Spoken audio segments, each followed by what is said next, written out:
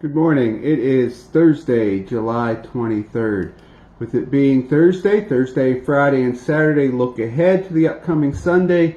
Let us take a look now at Psalms 105, verses 1 through 11, and then 45. Hallelujah! Thank God! Pray to Him by name. Tell everyone you meet what He has done.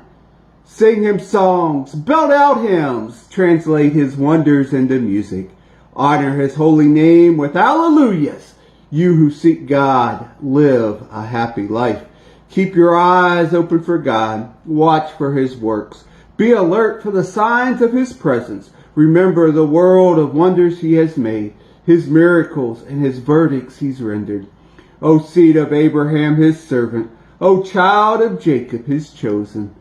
He's God, our God, in charge of the whole earth. And He remembers His covenant.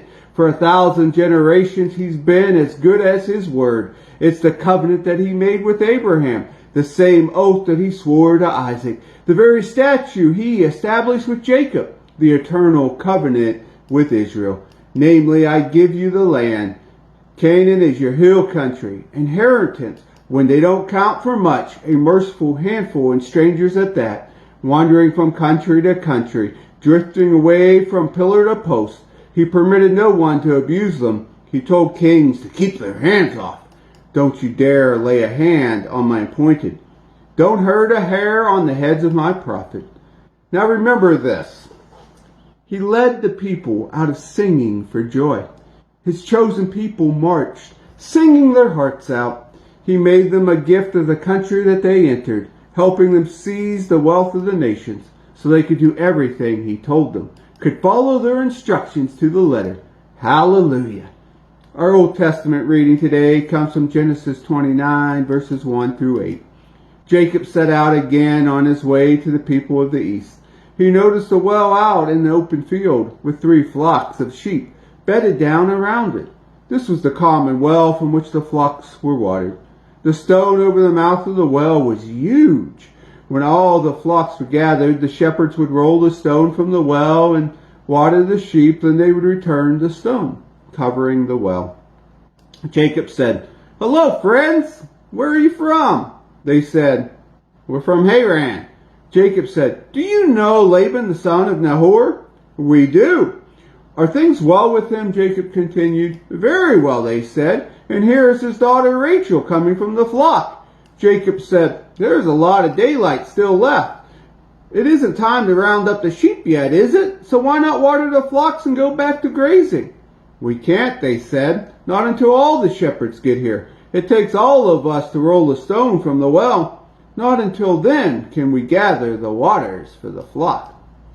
The New Testament reading today comes from 1 Corinthians chapter 4, verses 14 through 20. I'm not writing all this as a neighborhood scold just to make you feel rotten. I'm writing this as a father to you, my children. I love you and want you to grow up well, not spoiled. There are a lot of people around who can't wait to tell you what you've done wrong, but there aren't many fathers willing to take the time and effort to help you grow up. It was as Jesus helped me proclaim the God's message to you that I became your father. I'm not, asking for you to do anything I'm not already doing myself. This is why I sent Timothy to you earlier. He is also my dear son, and true to the master.